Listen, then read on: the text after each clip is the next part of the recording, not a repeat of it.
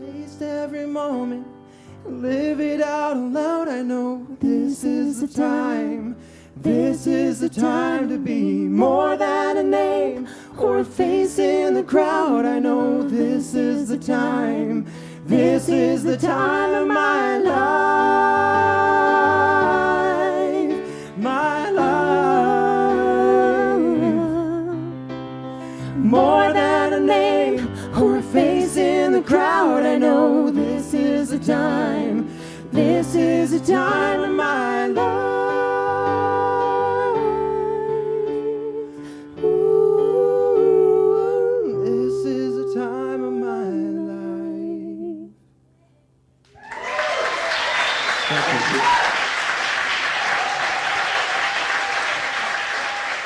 How do people make a sound like that? Wow.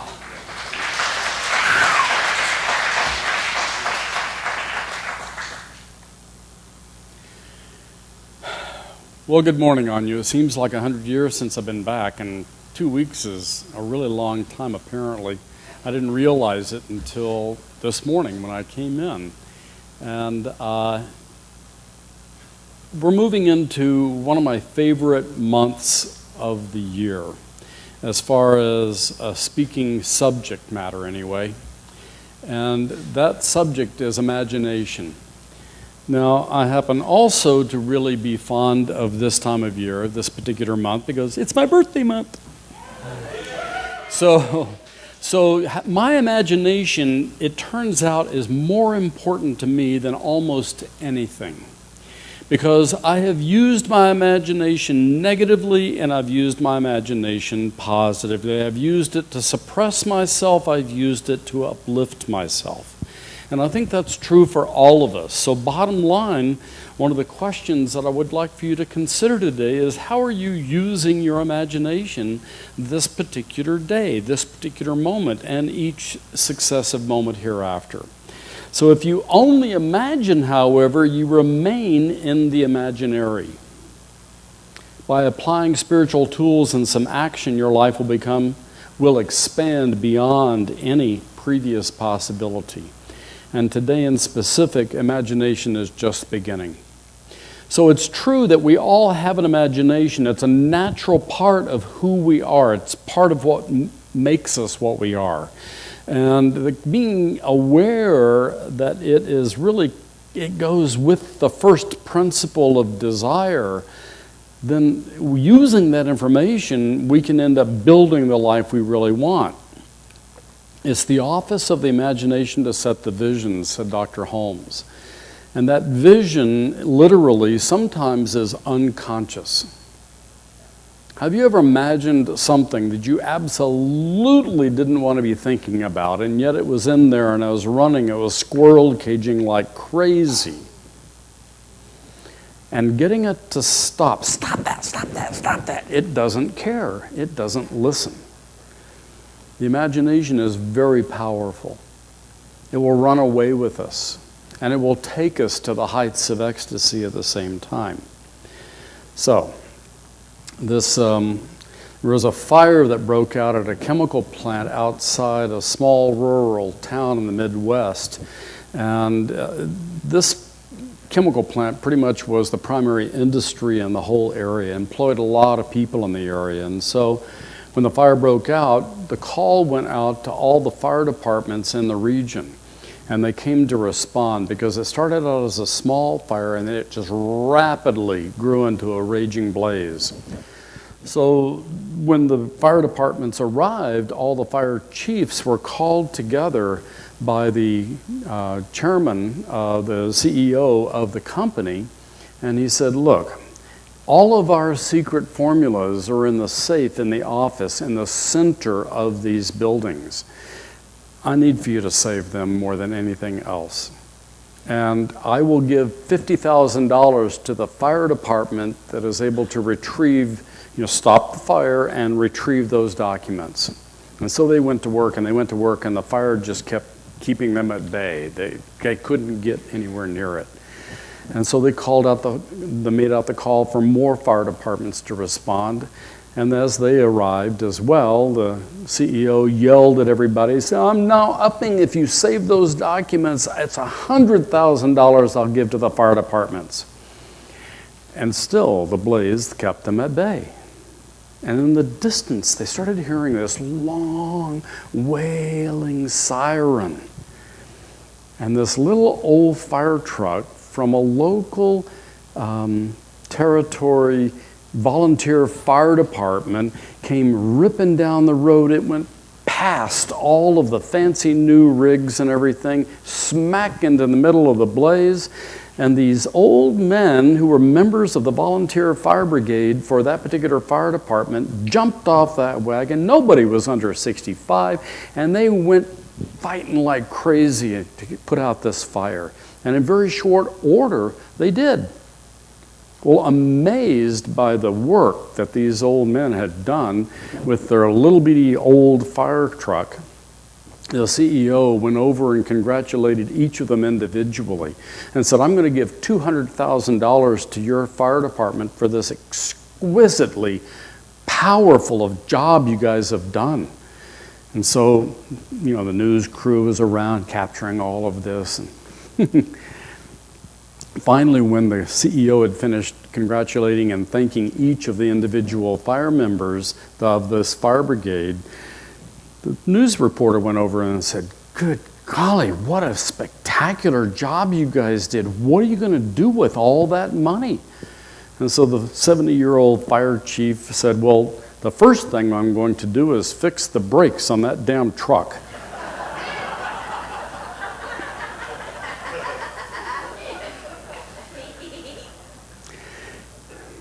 One could have used one's imagination to just give up and say, this is bigger than me, and they just die in the blaze, or they jump off the fire truck as it went roaring inside. But no, they decided to use their imagination otherwise. Now, what if we decided to use our imagination to realize that we are enough everywhere, every when? It doesn't matter what the situation is, it doesn't matter the circumstances, the conditions, whatever you may have experienced in the past, none of that applies.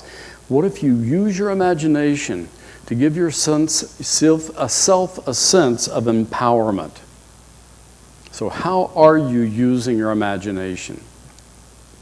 What stories are you making up about yourself and your life?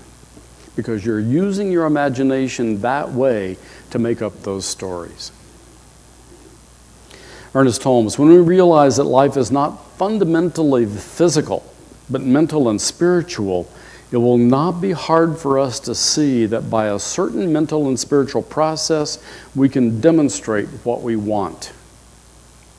The 2-week class that happens tomorrow night, Desire, Declare, Done, is using this idea, this principle, for you to build an effective prayer exercise in your life, a prayer practice in your life, so that you start getting the results and having the life you really desire in your life, rather than, when all else fails, I'll just lower my expectations. Or something else where we just choose to give up, but rather using these certain mental and spiritual processes to demonstrate what we want in our life, not necessarily what somebody wants for us. The whole teaching of the Bhagavad Gita, the Reader's Digest version of the Upanishads, the Hindu scripture, the whole teaching of the Bhagavad Gita is that there is but one, and that it becomes to us just what we first believe into it. We believe into it. It becomes that. And Alan Cohen, outlandish ideas move the world ahead far more powerfully than logical steps, and outrageous imagination is ultimately the most practical contribution. I want you to think about that. I think it's a really important thing to remember that our imagination is the key to everything. It's the start of everything. Have you ever used your imagination to set up a scenario in your life and cause an experience in your life that you absolutely didn't want.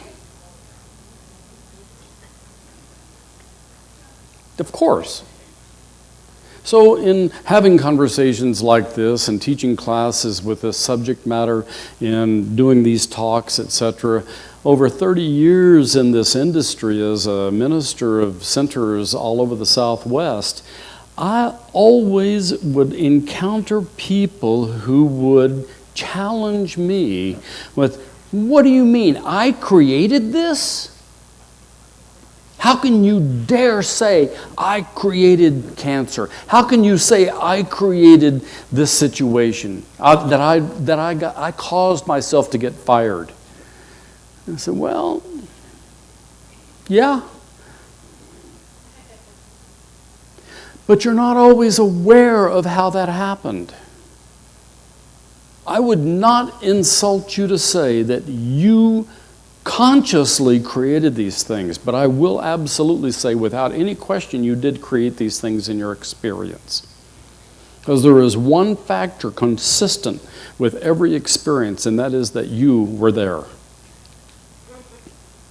And that something caused that particular outcome.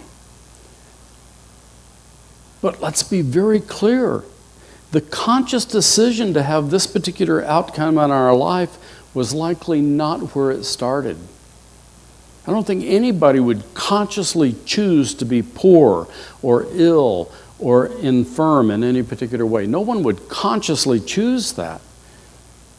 But I would say that there might be thoughts you've had that would lead to the tendency of that particular experience. And being in touch with the fact that we have thoughts all the time.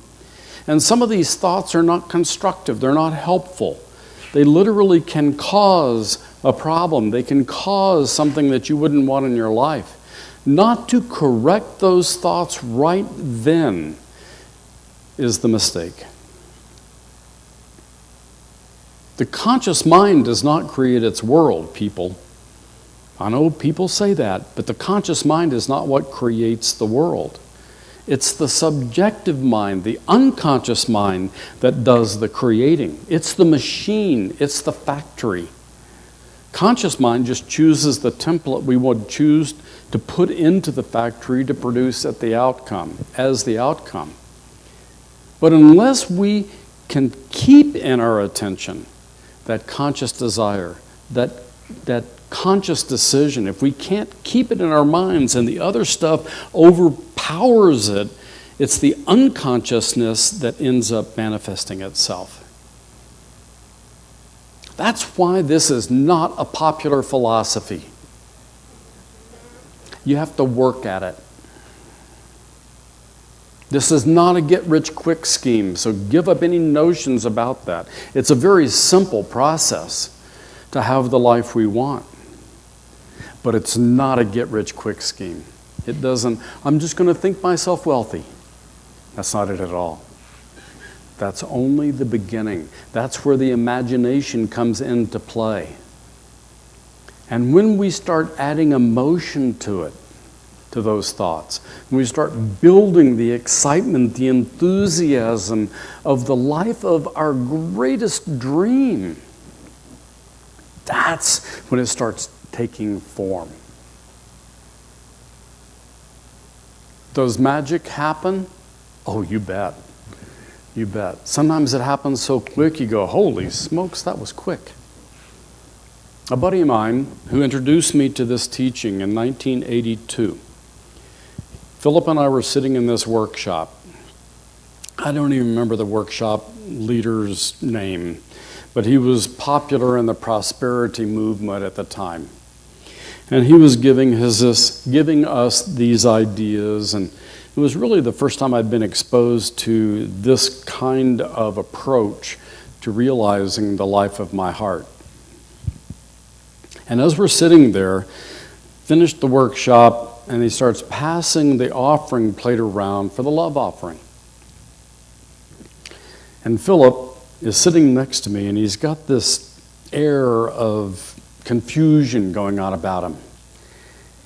And I'm watching the plate come down the row, and I look over at him, and he's got this $20 bill in his hand, and he's looking at it. He's attending to it. He's putting a lot of focus on it. I said, "What's going on?" He said, "This is my last 20 bucks, and I won't have any more money for 2 weeks. I don't have any food in my house. I'm challenged with whether or not I really believe that I will get in return tenfold of what I contribute today." I said, "I understand that." The plate came to me, and I put my contribution in. I gave it to Philip, and he took the plate in one hand and his contribution in the other, and he just put it in and got rid of the plate real quick. He called me the next day. That was a Sunday afternoon. He called me on Monday morning. He lived next door to a 7-Eleven. He came down and he took all the change out of his ashtray in his car. And he went into the 7-Eleven to buy a cup of coffee. And as he opened the door to get out to go in and buy the coffee, he saw money on the ground. So he reached down and picked it up, and it was 2 $100 bills folded in half and then half again. He thought, "Whoa, somebody lost 200 bucks."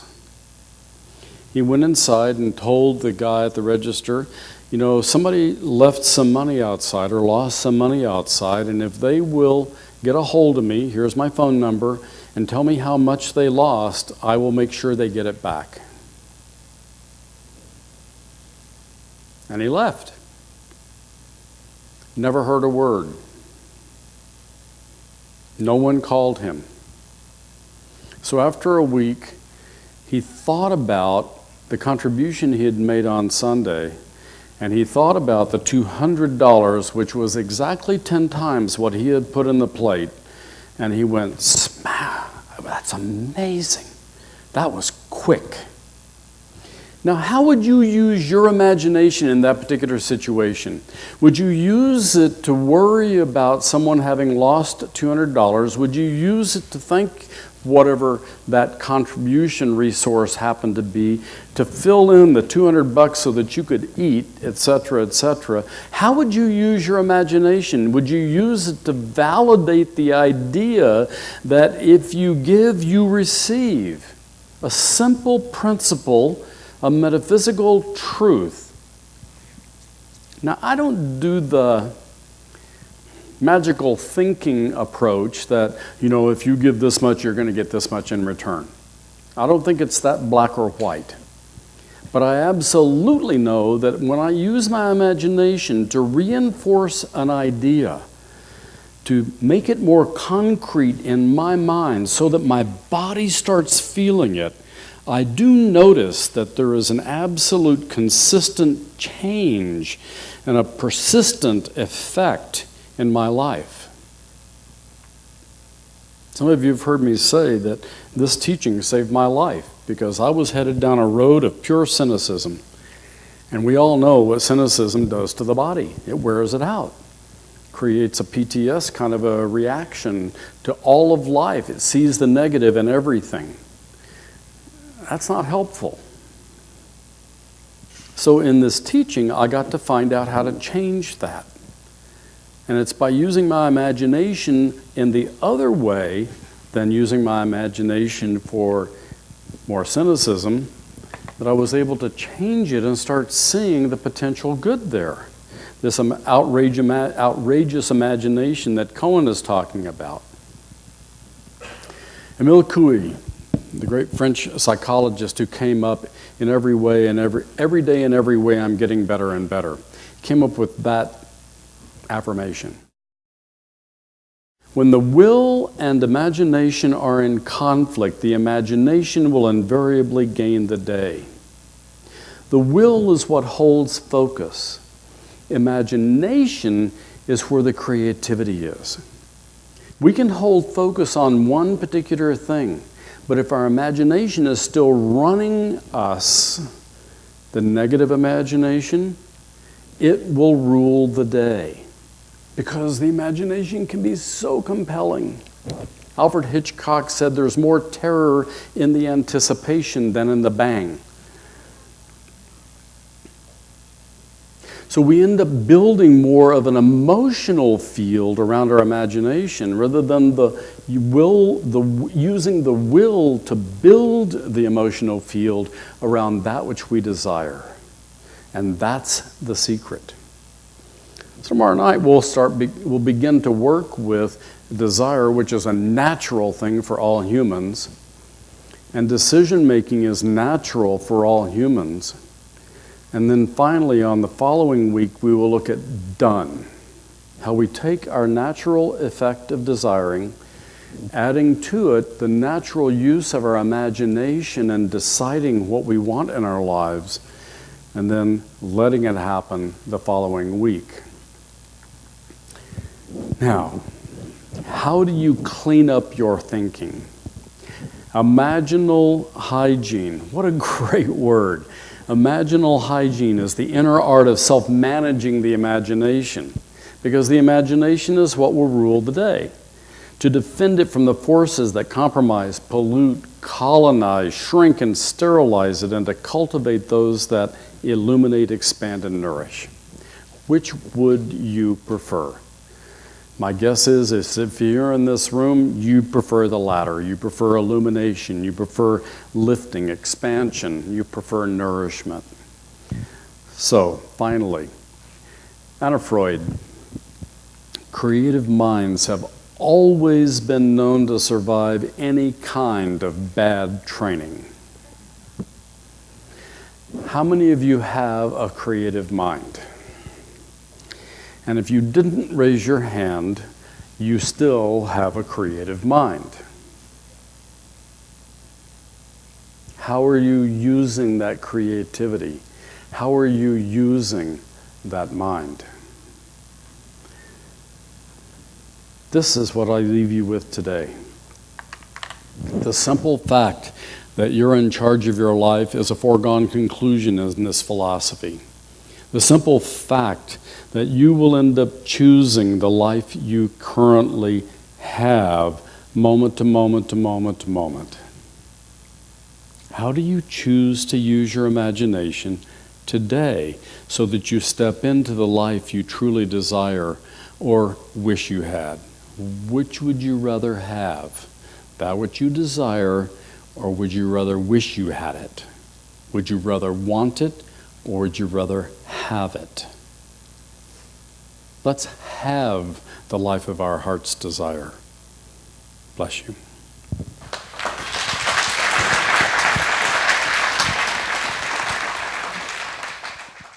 So let's settle into that space and pray together.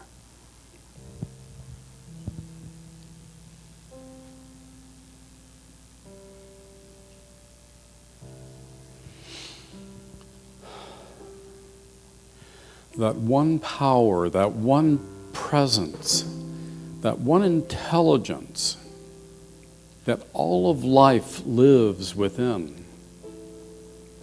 I live within, everyone lives within it, everything lives within it.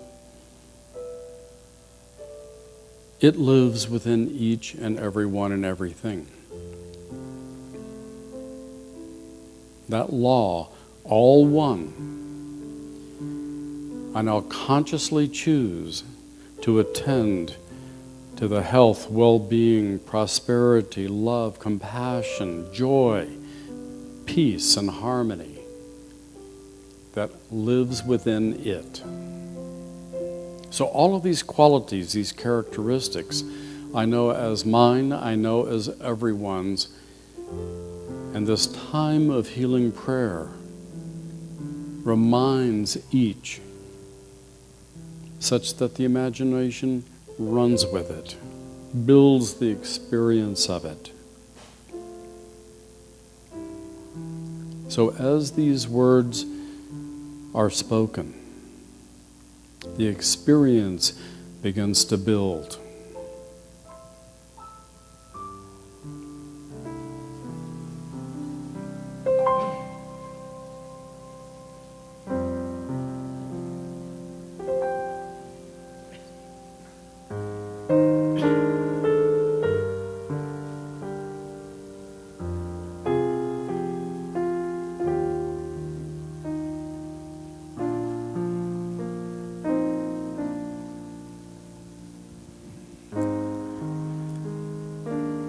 So as these individual prayers continue, I now speak my word for this beloved congregation, that each life now attends to the life of its heart's desire. And moment to moment to moment, every single moment in an increasing way, that experience builds within. The excitement about it, the depth of love about this, the inspiring nature of that desire, a sense of fulfillment that comes from that particular desire, because all desire comes from the God within. So I know that this prayer, this word, facilitates the movement of the desire into experience. That each accepts more of an experience of wholeness, an experience of harmony and peace and well-being, the experience of love and compassion, of joy, of the abundant good of all life. Each now feels a sense of fullness, because the richness of life just keeps flooding in. So feeling the joy, knowing this as already done in divine mind, I literally step into the experience of it, and I let it grow. I let it flow, I let me flow, and I know for each this very same experience. So remembering that the letting is vital, I let it be. And together we each affirm it by saying, and so it is.